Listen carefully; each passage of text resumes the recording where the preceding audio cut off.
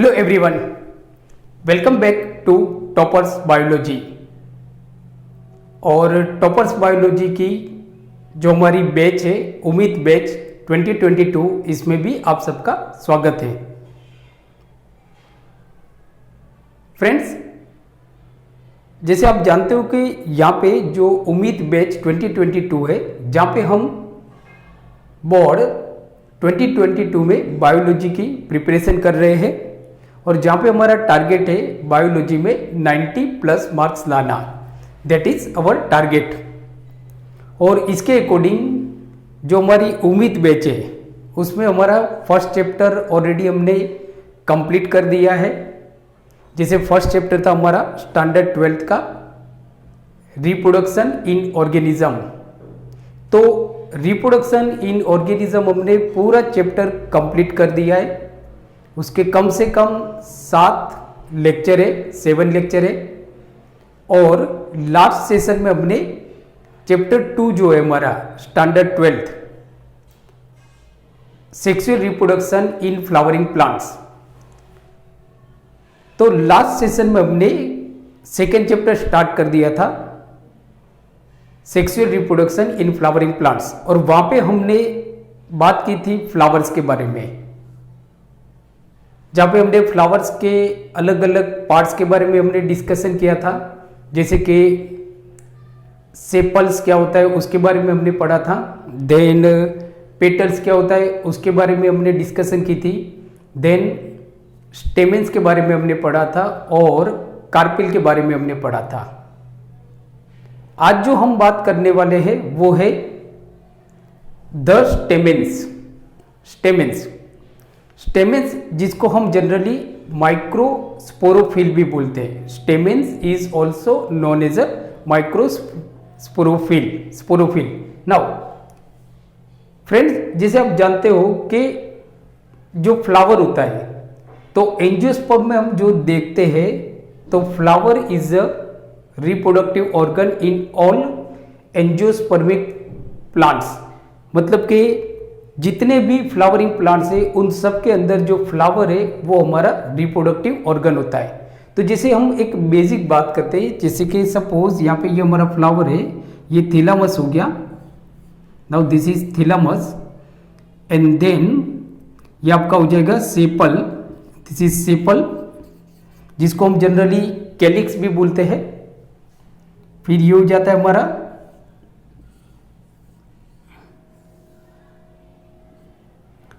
इसको हम बोलते हैं पेटल्स, पेटल। एंड देन होता है आपका ये जो होता है आपका इसको हम बोलते हैं कार्पेल, एंड देन ये जो होता है हमारा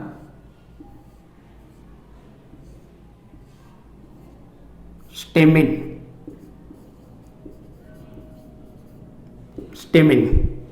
नाउ तो फ्रेंड, जैसे आप जानते हो कि स्टेमेन जो है, स्टेमेन और जो कार्पेल है, they are called reproductive organ in flowering plants. ये फ्लावरिंग प्लांट्स के अंदर रिप्रोडक्टिव ऑर्गन होते हैं। बाकी जो आपके पेटल और सेपल्स होते हैं दे आर एक्सेसरीज बल्ब्स, जिनको हम एक्सेसरीज बल्ब्स बोलते हैं because they do not take part in a sexual reproduction.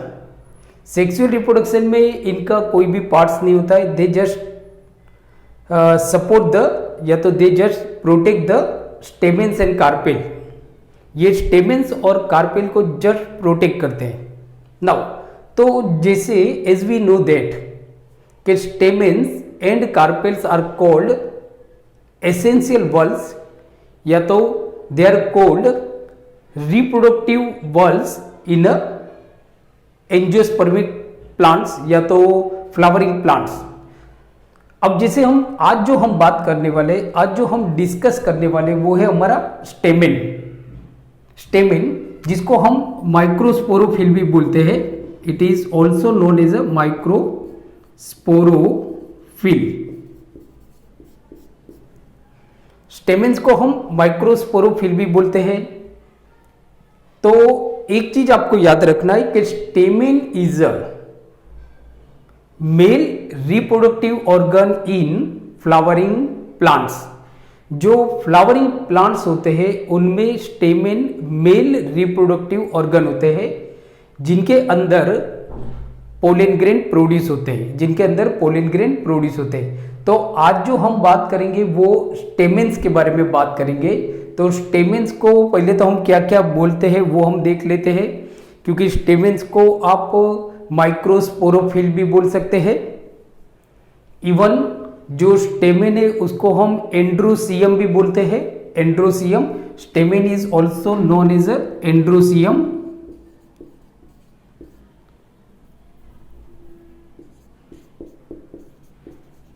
Androecium भी बोलते हैं because it is male reproductive organ. ये मेल रिप्रोडक्टिव ऑर्गन होता है इन फ्लावरिंग प्लांट्स। नाउ तो जिसे हम देखते हैं कि स्टेमेन होता क्या है, तो फ्रेंड्स आपको याद रखना है कि stamen is modified leaves which involves in the production of pollen grain. Stamen क्या होता है आपका, तो स्टेमेन आपका एक्चुअली मॉडिफाइड लीव्स है जिसका काम होता है पोलन ग्रेन को प्रोड्यूस करना, पोलन ग्रेन को प्रोड्यूस करना। नाउ जनरली जो आप देखोगे कि जो फ्लावरिंग प्लांट्स होते हैं, तो मोस्ट ऑफ जो फ्लावरिंग प्लांट्स होते हैं उनमें जो स्टेमेन होते हैं वो बाइलोब होते हैं। तो जैसे हम यहाँ पे एक आइडिया हम देखते हैं कि सपोज ये हमारा स्टेमेन है,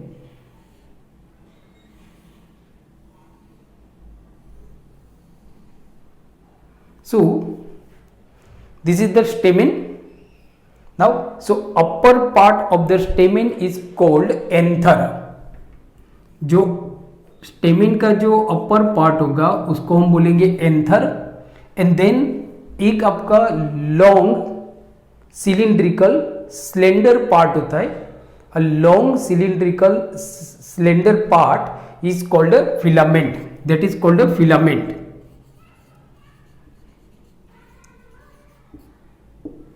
फिलामेंट। अब ये जो एंथर और जो फिलामेंट होता है वो यहां से ज्वाइंट होता है जिसको हम बोलते हैं connective, that is called a connective.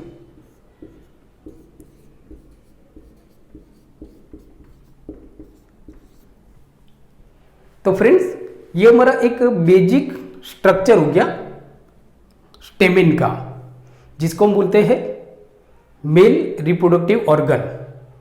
तो याद रखना है कि स्टेमेन जो होता है, स्टेमेन इज कंसिस्ट ऑफ जो अपर पार्ट होता है, ऊपर वाला स्टेमेन का जो ऊपर वाला पार्ट होता है उसको हम बोलते हैं एंथर, जिसके अंदर पोलन सेक होते हैं और ये पोलन सेक के अंदर पोलन ग्रेन प्रोड्यूस होते हैं, वो भी हम देखेंगे। एंड देन एक लंबा पार्ट होता है, सिलिंड्रिकल पार्ट होता है, स्लेंडर पार्ट होता है, that is called a filament. Now anther और फिलामेंट को जोड़ने वाली जो कड़ी होती है, मतलब कि जो पार्ट होता है जोड़ने वाला, that is called a connective, this is called connective.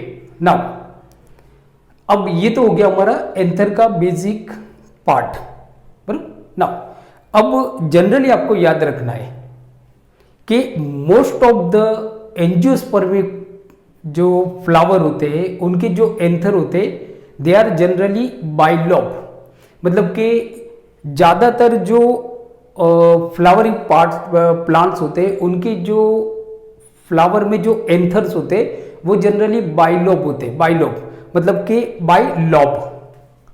सो इसका मतलब क्या होता है कि समझो कि ये आपका एंथर है, अब ये जो आप देखोगे ना तो ये मतलब जनरली बाइलॉब होता है। अगर हम इसको ऊपर से देखते हैं ना तो ऊपर से आपको एंथर ऐसे दिखेगा,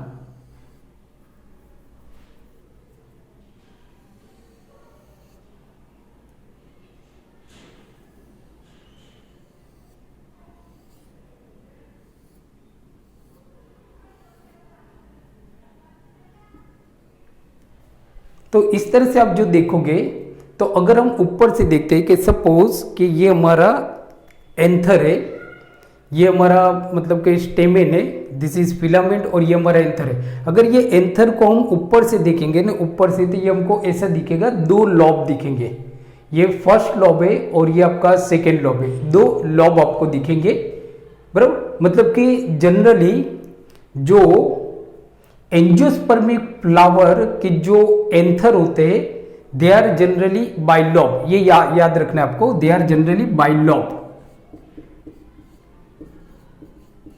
बाइलॉब का मतलब होता है दो लॉब, इनके अंदर दो लॉब होते हैं। जैसे आप देखोगे ये 1 और ये 2, बराबर, दो लॉब होंगे। जिसे हमने यहाँ पे एक एंथर को बनाया हुआ है, ये एंथर है हमारा, बराबर। अब ये एंथर को समझो हम बीच में से ऐसे काट देते हैं। बीच में से काटने के बाद जब आप एंथर को ऊपर से देखोगे, जो कटा हुआ पार्ट है, जैसे समझो कि इसको हमने ऐसे काट दिया, फिर ऊपर से जो एंथर को देखेंगे ना, कटा हुआ पार्ट, वो हमको ऐसे दिखेगा। यहाँ पे आपको दो लॉब दिखाई देंगे, ये आपका दो लॉब है, ये एक लॉब है और ये एक लॉब है, बराबर। दो लॉब होते हैं, मतलब कि जनरली जो एंथर होते हैं एंजियोस्पर्मिक प्लांट के, जो एंथर होते हैं, मतलब फ्लावरिंग प्लांट के ज्यादातर जो एंथर होते हैं वो आपके बाइलॉब होते हैं। बाइलॉब मतलब ये जो ब्लू कलर का मैंने जो किया है, तो ये आप देखोगे तो ये हमारा एक लॉब हो गया, ये एक लॉब और ये दूसरा लॉब, ये से पूरा लॉब होता है, नीचे तक पूरा लॉब होता है, बराबर। और ईच लॉब कंटेन्स 2 पोलन सेक, ये आपको याद रखना है। जो ईच लॉब होता है, हर एक लॉब के अंदर आपके 2 पोलन सेक होते हैं। मतलब ये एक लॉब है आपका, इस लॉब के अंदर ये 2 पोलन सेक है और इस लॉब के अंदर ये 2 पोलन सेक है। पोलन सेक मतलब एक खड्डा जैसा होता है, एक जगह होती है थैली जैसी, जिसके अंदर पोलन ग्रेन प्रोड्यूस होते हैं।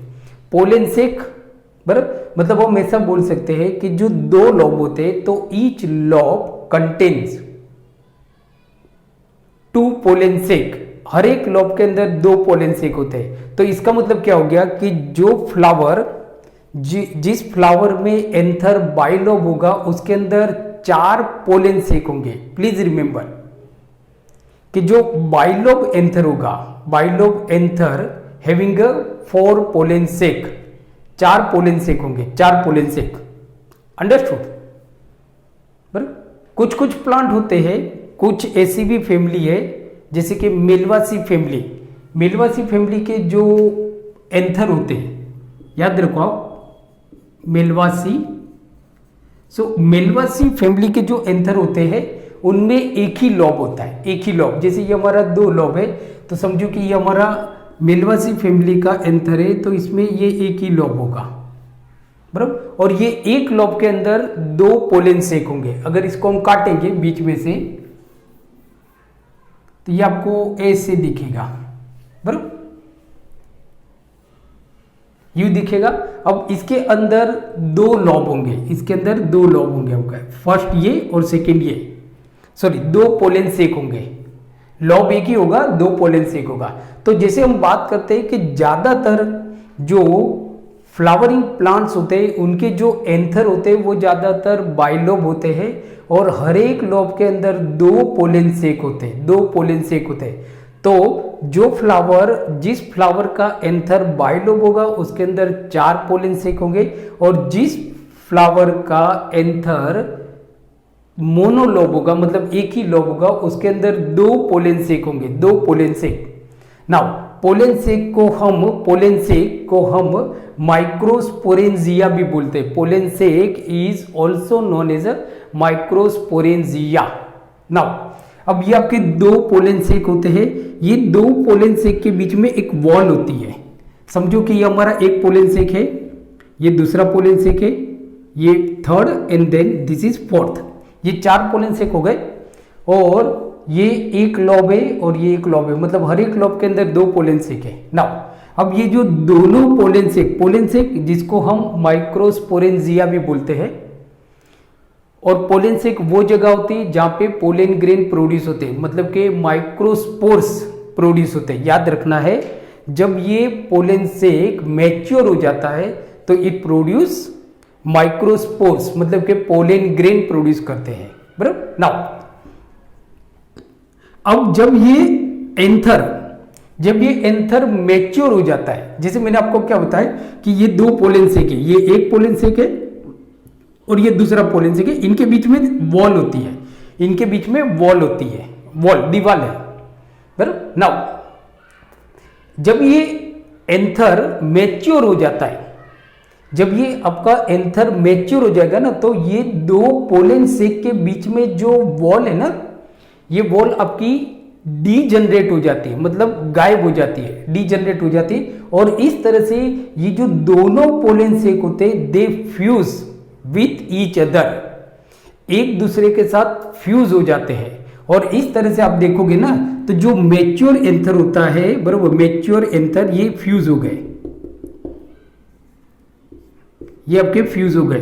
तो जब एंथर मैच्योर होता है ना, तो उसके अंदर आपको याद रखना है दो पोलन सेक होंगे, प्लीज रिमेंबर, बिकॉज ये क्वेश्चन आपका बोर्ड में भी पूछा जाता है और यहां से आपका नीट का भी एक क्वेश्चन आता है, नीट का भी एक क्वेश्चन।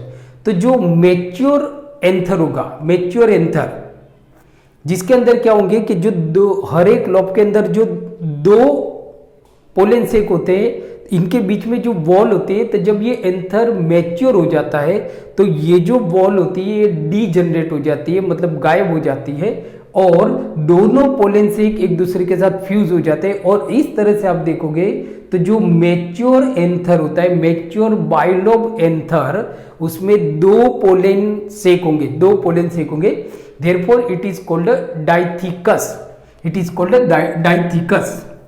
सो आपको याद रखना है कि जो मैच्योर, जो आपका मैच्योर बाइलोब एंथर होगा, जिसको हम बोलेंगे डाइथिकस, दैट इज कॉल्ड डाइथिकस,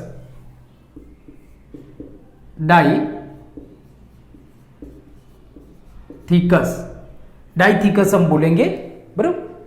डाइथिकस का मतलब क्या होता है, एक बार मैं वापस आपको एक्सप्लेन कर देता हूं कि जब बाइलोब एंथर मैच्योर हो जाता है, तो जो दो पोलन सेक होते हैं, जो हर एक लॉब के अंदर जो दो पोलन सेक होते हैं, उनके बीच में जो वॉल होती है, वो आपकी वॉल डिसइंटीग्रेट हो जाती है, and both the pollen sac fuse with each other, एक दूसरे के साथ फ्यूज हो जाते हैं, और दो ही, मतलब हर एक के अंदर एक ही पोलन सेक बचेगा, मतलब जो दो बाइलोब है उनके अंदर आपके दो पोलन सेक होंगे, जिसको हम बोलेंगे डाइथिकस।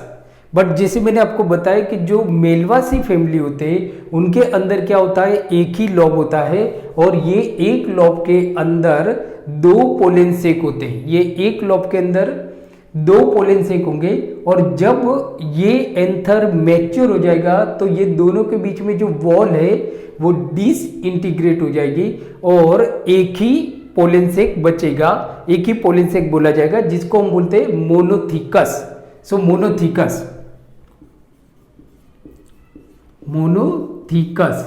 तो बच्चों, यहां से आपको क्वेश्चन पूछा जा सकता है, नीट के लिए भी और बोर्ड के लिए भी क्वेश्चन आपको यहां से पूछा जा सकता है। तो ये तो जनरली हमने बात की स्टेमिन के बारे में, स्टेमिन के बारे में हमने बात की, बराबर। नाउ अब जो हम बात करते हैं, बराबर, अब जो हम बात करते हैं वो है हमारा कि development of pollen sac, development of pollen sac, pollen sac किस तरह से डेवलप होते हैं, मतलब कि जिसको हम बोलते हैं development of microsporangia, microsporangia. Now अब आपको याद रखना है, बिकॉज यहां से काफी सारे क्वेश्चन आपके बोर्ड की एग्जाम में भी पूछे जाते हैं, और काफी सारे क्वेश्चन आपको नीट की एग्जाम में भी पूछे जाएंगे, बराबर। तो जैसे मैंने आपको बताया कि ये हमारा, अभी हम इसको डाइथिका मतलब दो लॉब कर देते हैं,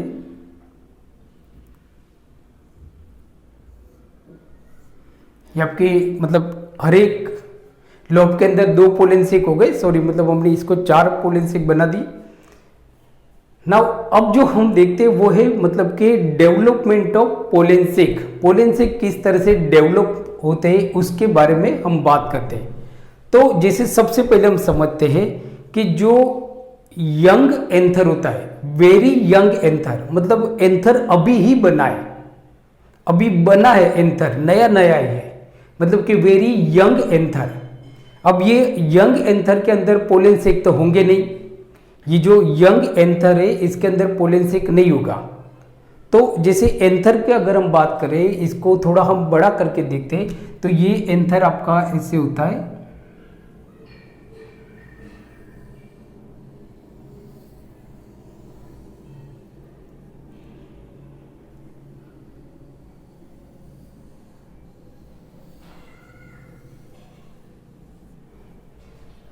आपको याद रखना है कि जो एंथर होता है वो एंटीरियर से मतलब सेपरेट होता है।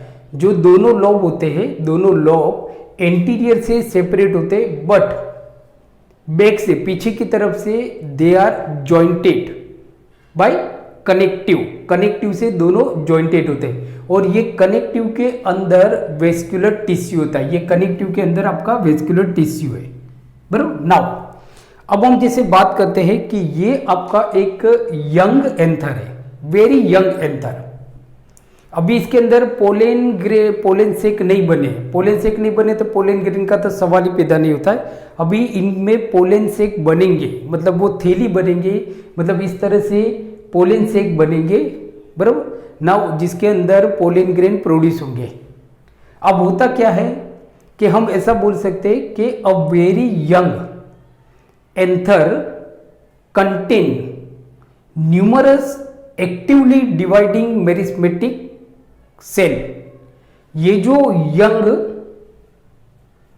वेरी यंग एंथर है, इसके अंदर बहुत सारे एक्टिवली डिवाइडिंग मेरिस्मेटिक सेल्स होते हैं, मेरिस्मेटिक सेल्स होते जो डिवाइड होते जाते हैं, बराबर। नाउ अब हम ऐसा बोल सकते हैं, जैसे यहाँ पे आपको क्वेश्चन आता है कि ये अभी हमारा एंथर है जो बहुत यंग है, जिसके अंदर अभी पोलन सेक बने नहीं है ना। होता क्या है कि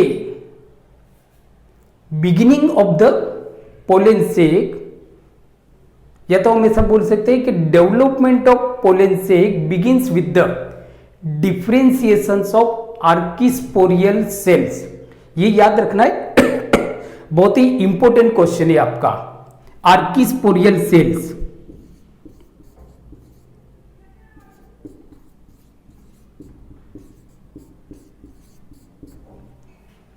मैं समझाता हूं आपको कि होता क्या है कि हम ऐसा बोल सकते हैं कि ये जो यंग एंथर है, तो ये यंग एंथर में जो पोलन सेक बनेंगे, मतलब कि जो माइक्रोस्पोरेंजिया बनेंगे यहाँ पे, बराबर, चारों कॉर्नर पे माइक्रोस्पोरेंजिया जो बनेंगे, बराबर। तो ये माइक्रोस्पोरेंजिया जो बनना शुरू होता है ना, वो कैसे शुरू होता है, तो ये जो आर्किस्पोरियल सेल्स होते हैं इनके डिफरेंशिएशन से शुरू होता है, डिफरेंशिएशन से शुरू होता है। मतलब हम ऐसा बोल सकते हैं कि the development of pollen sac begins with the differentiation of archesporial cells. याद रखना है, बहुत इंपॉर्टेंट पॉइंट है कि जो पोलन सेक का जो डेवलपमेंट होता है वो कैसे शुरू होता है, तो जो आर्किस्पोरियल सेल्स होते हैं इनका डिफरेंशिएशन होता है, इनका डिफरेंशिएशन होता है। नाउ अब क्वेश्चन ये है कि ये आर्किस्पोरियल सेल होते क्या है, तो ये हमारा यंग वेरी यंग एंथर है, और ये जो है इसको हम बोलेंगे epidermis, that is called epidermis. So this is called epidermis.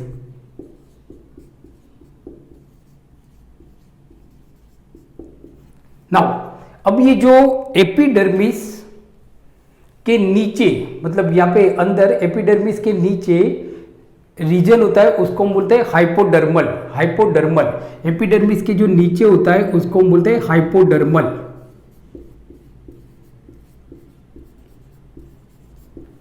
बराबर। नाउ तो ये जो यंग एंथर है, ये यंग एंथर है, ये यंग एंथर के चारों कॉर्नर पे, यहाँ पे, यहाँ पे, यहाँ पे और यहाँ पे, बराबर, यहाँ पे जो आर्किस्पोरियल जो सेल होते हैं in the region of hypodermal, in the region of hypodermal in the four corner of the young anther. तो यहाँ पे चारों कॉर्नर पे आप देखोगे ना, तो आर्किस्पोरियल सेल्स होते हैं, आर्किस्पोरियल सेल्स होते हैं, बराबर। नाउ अब ये आर्किस्पोरियल सेल्स डिवाइड होते हैं पेरिक्लिनल और एंटी पेरिक्लिनल ये आर्किस्पोरियल सेल डिवाइड होते हैं। याद रखो यहाँ पे आपके आर्किस्पोरियल सेल है। अब ये आर्किस्पोरियल सेल डिवाइड होंगे और डिवाइड होने के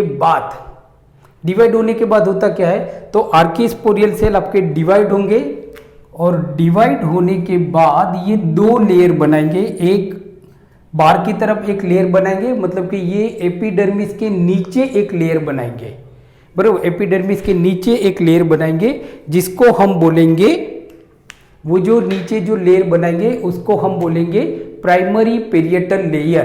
तो यहाँ पे एक समझो कि इस तरह से प्राइमरी पेरिएटल लेयर बनाते हैं,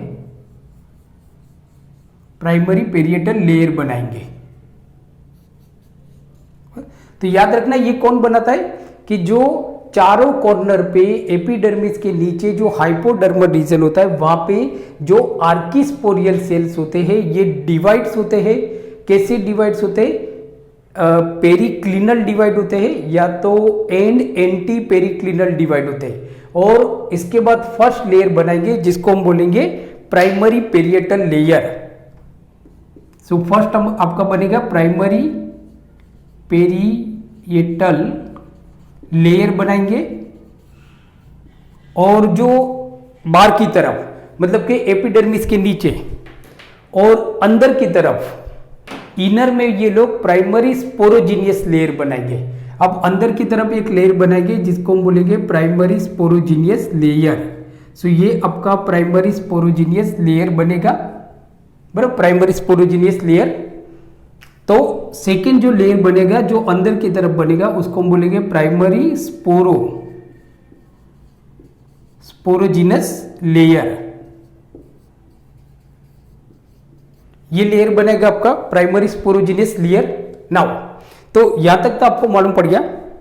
नाउ अब जो हम देखते हैं वो है हमारा के। अब ये जो प्राइमरी पेरिएटल जो लेयर है जो बाहर की तरफ बना था, बराबर, ये वापस डिवाइड होंगे। मतलब इसके जो सेल है प्राइमरी पेरिएटल लेयर में जो सेल है दे फर्दर डिवाइड्स होंगे। और ये जो मतलब कि जो पोलन सेक है, ये पोलन सेक है आपकी, ये पोलन सेक की जो वॉल है, बराबर, ये पोलन सेक की जो वॉल है इसमें अलग अलग लेयर बनाएंगे, कॉन्सेंट्रिक लेयर बनाएंगे। कि जैसे कि सपोज अब जैसे हम देखते हैं तो अब इसको थोड़ा हम मिटा देते हैं और यहाँ पे अब देखोगे ना तो बनेगा क्या, तो इतना जो पार्ट है इतने पार्ट को हम निकाल के देखते हैं। तो ये आप देखोगे ना तो ये आपका बाहर वाला जो लेयर है, बाहर वाला जो लेयर होगा आपका, पर जिसको हम बोलेंगे एपिडर्मिस। नाउ ये एपिडर्मिस के अंदर की तरफ जैसे हमने देखा कि जो प्राइमरी पेरिएटल जो लेयर बना है, बराबर, ये प्राइमरी पेरिएटल लेयर के जो सेल है ये डिवाइड होंगे, पेरिक्लिनर और एंटी पेरिक्लिनल ये डिवाइड होंगे। और डिवाइड होने के बाद जो पोलन ग्रेन है, सॉरी जो पोलन सेक है उसकी जो वॉल का लेयर बनाएंगे, कॉन्सेंट्रिक लेयर बनाएंगे, बराबर। जो तो ये जो इसके नीचे एपिडर्मिस के नीचे जो लेयर होगा वो एक लेयर होगा आपका मतलब के सिंगल लेयर ऑफ इंडोथेसियम। तो मतलब यहाँ पे एक सिंगल लेयर बनेगा इंडोथेसियम का। सो ये आपका एक लेयर हो गया, इंडोथेसियम का लेयर हो गया, सिंगल लेयर ऑफ इंडोथेसियम। मतलब ये हमारा पोलन ग्रेन है, समझो कि सॉरी पोलन सेक है, दिस इज पोलन सेक।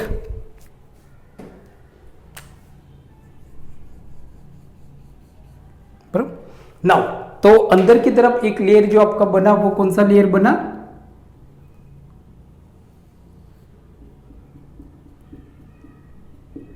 तो इस लेयर को हम बोलेंगे इंडोथेसियम, सिंगल लेयर होगा इंडोथेसियम,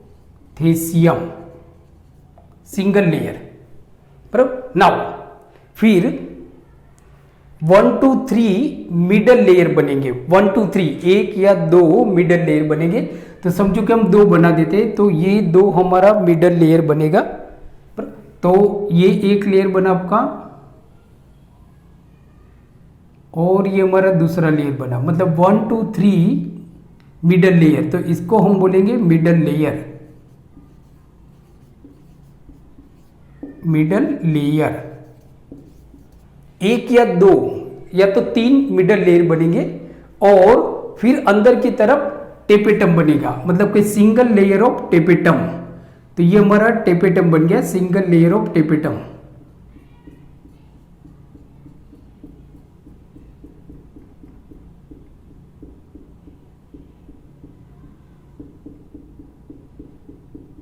तो ये जो लेयर बनेगा अंदर की तरफ single layer, that is called tapetum. So ये आपका टेपेटम बनेगा।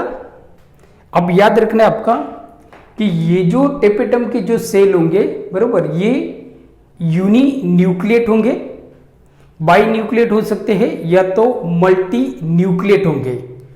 यूनी न्यूक्लिएट होंगे, बाई न्यूक्लिएट होंगे या तो मल्टी न्यूक्लिएट होंगे। ये यहां से भी आपको नीट में क्वेश्चन पूछा गया है, इवन बोर्ड में भी यहां से आपका क्वेश्चन आ सकता है। नाउ अब जो हम देखेंगे तो मतलब ये तो हमको मालूम पड़ गया कि जैसे हमने देखा कि जो आर्किस्पोरियल सेल्स होते हैं, जो यंग जो एंथर है उसके चारों कॉर्नर में एपिडर्मिस के नीचे जो आर्किस्पोरियल सेल्स होते हैं, ये आर्किस्पोरियल सेल्स डिफरेंशिएटेड होते हैं, डिवाइड होते हैं और दो लेयर बनाएंगे। एक जो आपका लेयर बनेगा वो बनेगा प्राइमरी पेरिएटल लेयर, और जो दूसरा जो लेयर बनेगा वो बनेगा आपका प्राइमरी स्पोरोजिनस लेयर। तो जैसे हमने देखा कि जो प्राइमरी पेरिएटल जो लेयर था, बराबर, ये वापस डिवाइड हो गए, मतलब इसके जो सेल थे, प्राइमरी पेरिएटल लेयर के जो सेल थे, ये डिवाइड हुए। कैसे डिवाइड हुए? पेरिक्लिनल डिवाइड हुए और एंटीक्लिनल डिवाइड हुए, एंटी पेरिक्लिनल डिवाइड हुए। और डिवाइड होने के बाद इन्होंने क्या बनाया कि जो पोलन सेक होते हैं, पोलन सेक की जो वॉल होती है, उस वॉल की कॉन्सेंट्रिक लेयर बनाएंगे, जहां से आपको क्वेश्चन पूछा जाएगा। जैसे कि टेपेटम सिंगल लेयर होता है आपका, एपिडर्मिस के नीचे वाला जो लेयर है जिसको बोलते हैं इंडोथेसियम, ये भी आपका सिंगल लेयर होगा, और बीच में जो लेयर होंगे मिडल लेयर, ये आपका 2 या 3 लेयर वाला होगा। यहां से क्वेश्चन आपको पूछा जाता है। नाउ अब जो अंदर की तरफ जो हमने देखा था, अंदर की तरफ कौन सा लेयर था? Primary sporogenous layer. तो अंदर की तरफ जो प्राइमरी स्पोरोजिनस लेयर है, ये प्राइमरी स्पोरोजिनस लेयर के सेल डिवाइड होंगे, और डिवाइड होने के बाद ये आपको याद रखना है, डिवाइड होने के बाद ये they gives rise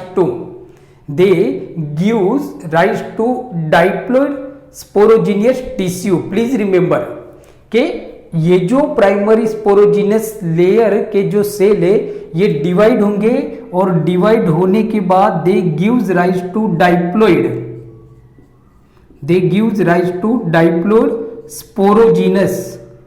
sporogenous tissue. मतलब ये क्या बनाएंगे? डाइप्लॉइड स्पोरोजिनस टिश्यू बनाएंगे। मतलब यहां पे अब देखोगे ना तो डाइप्लॉइड स्पोरोजिनियस टिश्यू बनेंगे। अंदर कौन सा लेयर था आपका? प्राइमरी स्पोरोजिनस लेयर था। ये प्राइमरी स्पोरोजिनस लेयर के जो सेल है ये डिवाइड होंगे, किसी भी प्लेन में डिवाइड होंगे। डिवाइड होने के बाद ये they gives rise to diploid sporogenous tissue. यहां से आपको नीट में क्वेश्चन पूछा जाएगा कि कौन देता है डाइप्लॉइड स्पोरोजिनियस टिश्यू? तो primary sporogenous tissue gives rise to diploid sporogenous tissue, diploid sporogenous tissue. Now अब जो हम बात करते हैं वो हम बात करते हैं माइक्रोस्पोरोजिनेसिस। जीनेसिस का मतलब होता है माइक्रोस्पोरोजिनेसिस। अब जो हम बात करेंगे वो बात करेंगे हम माइक्रोस्पोरोजिनेसिस। जीनेसिस का मतलब क्या होता है? बनना। जीनेसिस का मतलब होता है बनना। माइक्रोस्पोर्स का मतलब होता है पोलन ग्रेन। तो जो पोलन ग्रेन बनने की जो प्रोसेस है उसको हम बोलते हैं माइक्रोस्पोरोजिनेसिस। मतलब हम ऐसा बोल सकते हैं कि formation of microspores is known as a microsporogenesis. Now अब हम क्या करते हैं कि हमारी ये डाइप्लोर स्पोरोजिनियस टिश्यू तो बन गए, यहाँ पे कहाँ पे, यहाँ पे अब देखोगे तो डाइप्लोर स्पोरोजिनियस टिश्यू बन गए हमारे। नाउ अब ये जो डाइप्लोइड स्पोरोजिनियस टिश्यू के जो सेल है ना, ये वापस डिवाइड होंगे एंड डिवाइड होने के बाद मतलब कि डिवाइड होने के बाद मतलब कि they further divide and gives rise to MMC, बरोबर। ये क्या बनाएंगे, एमएमसी बनाएंगे, या तो माइक्रोसाइट्स बनाएंगे, माइक्रोसाइट्स भी हम इसको बोल सकते हैं। मतलब 3 वर्ड्स होंगे आपके, माइक्रोसाइट्स मतलब कि माइक्रोस्पोरोसाइट्स भी आप बोल सकते हैं। सो माइक्रोस्पोरोसाइट्स, या तो इसको हम बोलेंगे MMC, microspores mother cell. Please remember, ये क्वेश्चन आपको पूछा जाता है, microspores mother cell, mother cell, बराबर। या तो पीएमसी, जैसे कि एनसीईआरटी के अंदर पीएमसी भी लिखा हुआ है, पोलेन मदर सेल, बराबर। सो पीएमसी, अब होता क्या है कि जैसे हमने देखा कि ये जो अंदर जो एक लेयर था, कौन सा लेयर था हमारा, प्राइमरी स्पोरोजिनियस लेयर। ये प्राइमरी स्पोरोजिनियस लेयर के सेल आपके डिवाइड हो गए बाय एनी प्लेन, ये डिवाइड हो गए एंड डिवाइड होने के बाद they give rise to diploid sporogenous tissue. ये क्या बनाएंगे, अब डाइप्लोर स्पोरोजिनियस टिश्यू बनाएंगे, मतलब वो बन गया। नाउ ये जो डाइप्लोर स्पोरोजिनियस टिश्यू है ये वापस डिवाइड होंगे एंड डिवाइड होने के बाद दे फॉर्म माइक्रोस्पोरोसाइट्स, या तो माइक्रोस्पोर्स मदर सेल बनाएंगे, बराबर। माइक्रोस्पोरोसाइट्स बनाएंगे या तो माइक्रोस्पोर्स मदर सेल बनाएंगे। मतलब आप देखोगे तो यहां पे माइक्रोस्पोर्स मदर सेल्स बने, ये आप देखोगे तो मतलब ये है क्या सारे, तो माइक्रोस्पोर्स मदर सेल है ये। सो माइक्रोस्पोर्स मदर सेल बनेंगे, मतलब एमएमसी,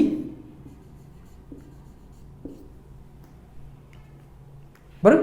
किस में से बने, माइक्रोस्पोर्स मदर सेल, जो आपके डाइप्लोइड है, याद रखना ये डाइप्लोइड है आपके, डाइप्लोइड माइक्रोस्पोर्स मदर सेल बनाएंगे। किस में से बने, जो स्पोरोजिनस टिश्यू है, जो डाइप्लोइड स्पोरोजिनस टिश्यू है, बराबर, उनमें से आपके बने एमएमसी बने, एमएमसी माइक्रोस्पोर्स मदर सेल बनेंगे, बराबर। नाउ अभी ये जो माइक्रोस्पोर्स मदर सेल होते हैं, बराबर, अब ये एक दूसरे से सेपरेट होंगे, मतलब कि दे सेपरेट फ्रॉम ईच अदर। अब इसमें से सेपरेट होने के बाद कुछ माइक्रोस्पोर्स मदर सेल जो होते हैं ना, वो डीजेनरेट हो जाते हैं। समझो कि एक एग्जांपल लेते हैं, मैं मतलब एकदम परफेक्ट नहीं बोल रहा, बट एक एग्जांपल लेते हैं कि समझो कि 1000 आपके एमएमसी बने, माइक्रोस्पोर्स मदर सेल आपके बने 1000 बने।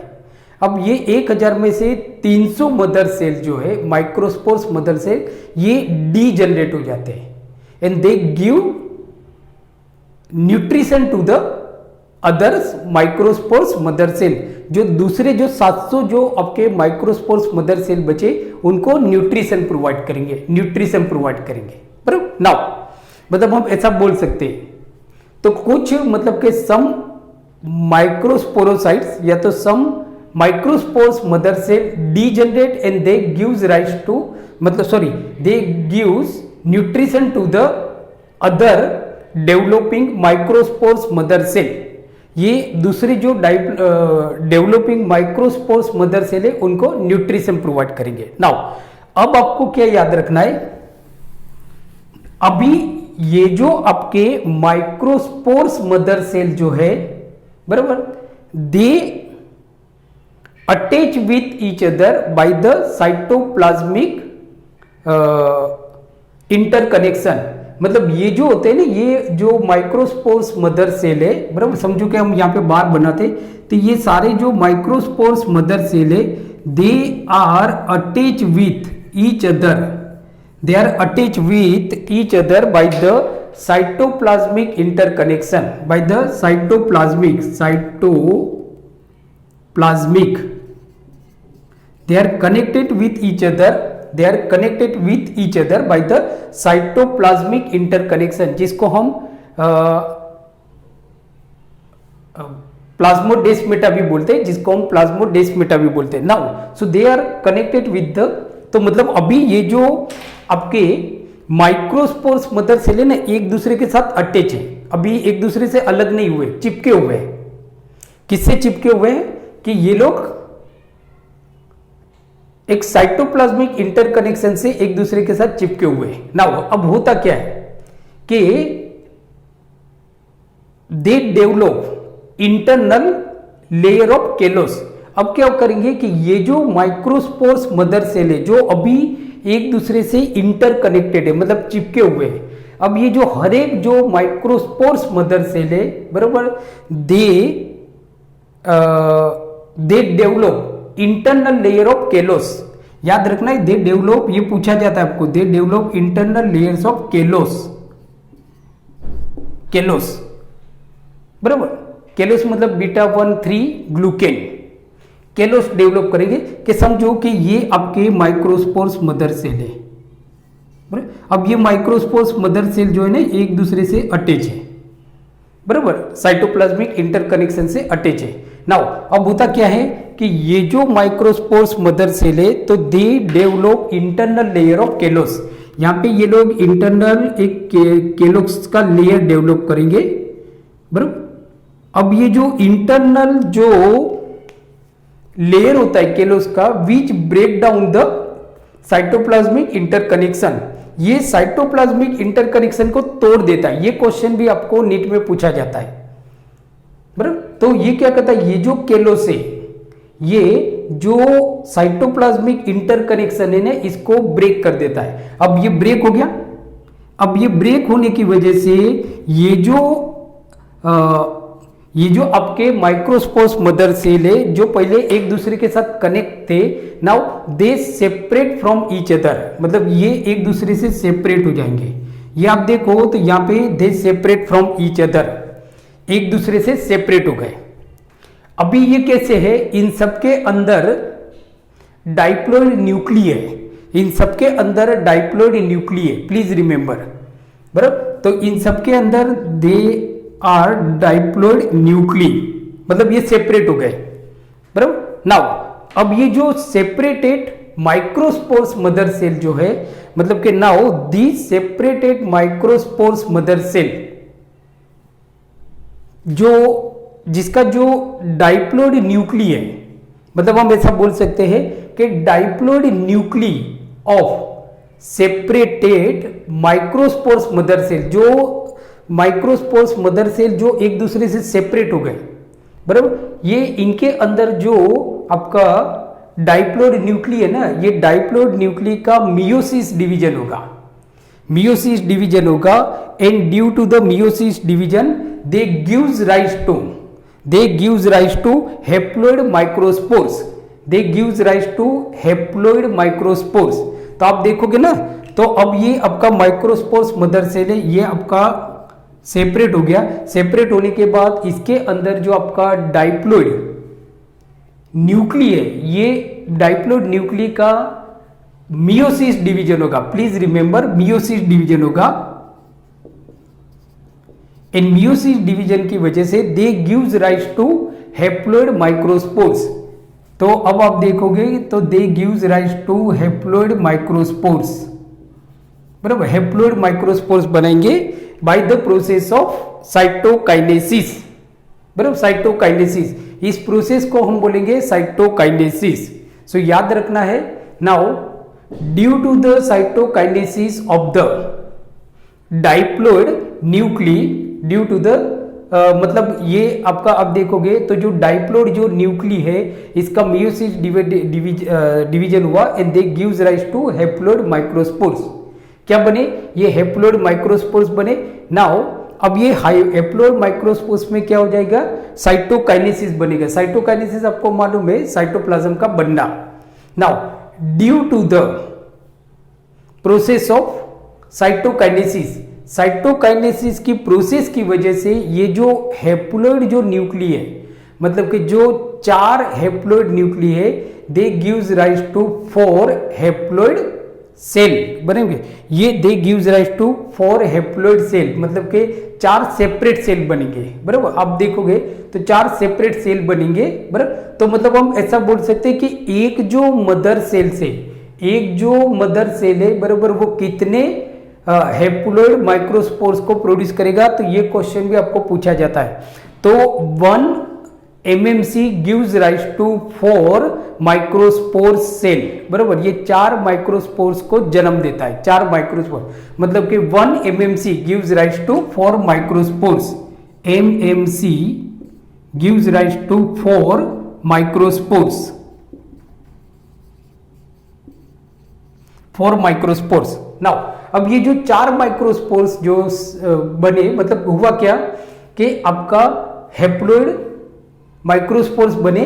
नाउ यहाँ पे साइटोकाइनेसिस होगा और ये साइटोकाइनेसिस की वजह से ये जो 4 हैप्लॉइड माइक्रोस्पोर्स है, बरोबर, they separated into the 4 separated cell, मतलब कि ये 4 अब सेपरेटेड सेल बनेंगे and they are arrange in a टिट्रेट।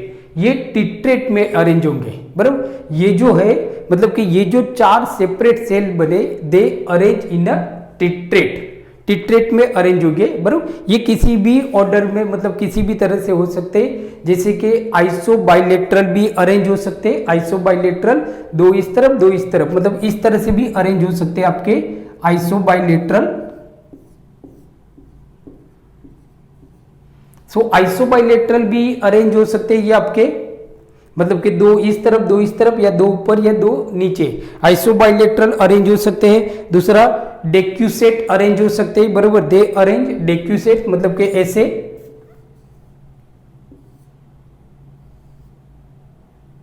अब देखोगे ना तो मतलब कि इस तरह से भी अरेंज हो सकते हैं डेक्यूसेट, बराबर, मतलब कि डेक्यूसेट भी अरेंज हो सकते हैं। एनीवे, मतलब जो आपके टेक्स्ट बुक में दिया हुआ है तो उस तरह से मतलब आपके ये अरेंज हो सकते हैं। नाउ अब जो हम बात करते हैं, जो दूसरा जो आपका इंपॉर्टेंट जो पॉइंट है, वो इंपॉर्टेंट पॉइंट आपका ये है कि जैसे हमने देखा कि ये जो टेपेटम है ना, तो टेपेटम क्या करता है, यहाँ पे भी आपको एक क्वेश्चन पूछा जाता है। तो हम ऐसा बोल सकते हैं कि टेपेटम प्रोवाइड्स, जब ये माइक्रोस्पोरोजेनेसिस हो रहा है, माइक्रोस्पोरोजेनेसिस जो हो रहा है, तो tapetum provides enzymes, hormones, amino acids and other nutrition to the developing microspores। जो माइक्रोस्पोर्स डेवलप हो रहे हैं, यहाँ पे अंदर जो माइक्रोस्पोर्स डेवलप हो रहे हैं, उनको एंजाइम देते हैं, हॉर्मोन्स देते हैं, एमिनो एसिड देते हैं, न्यूट्रिशन देता है। कौन देता है? कि जो टेपेटम के जो सेल होते हैं ना, वो देते हैं। टेपेटम के जो सेल होते हैं वो आपको देते हैं। नाउ टेपेटम के सेल कैसे होते हैं, तो ये क्वेश्चन भी आपको पूछा जाता है। तो जो टेपेटम के जो सेल होते हैं वो ग्लैंडुलर होते हैं। ग्लैंडुलर मतलब दे सीक्रेट सब्सटेंसेस, बराबर, सब्सटेंसेस ग्लैंडुलर होते हैं। और दूसरा होता है आपका पेरीप्लाज्मोडियल, मतलब यहां से भी आपको क्वेश्चन पूछा जाता है कि जो टेपेटम के जो सेल होते हैं वो ग्लैंडुलर होते हैं और पेरीप्लाज्मोडियल होते हैं। अंडरस्टैंड? तो फ्रेंड्स, जैसे आज हमने देखा स्टेमेंस के बारे में और माइक्रोस्पोरोजेनेसिस के बारे में हमने बात की। नेक्स्ट वीडियो लेक्चर में हम बात करेंगे डेहिसेंस ऑफ एंथर। एंथर का डेहिसेंस कैसे होता है उसके बारे में हम बात करेंगे। देन पोलन ग्रेन के बारे में बात करेंगे, मतलब कि माइक्रोस्पोर्स के बारे में बात करेंगे, उनके लेयर के बारे में, जैसे एक्साइन, इंटाइन, इसके बारे में हम बात करेंगे, बराबर। सो thank you very much for watching my channel. Keep watching, keep studying and take care. Okay, thank you.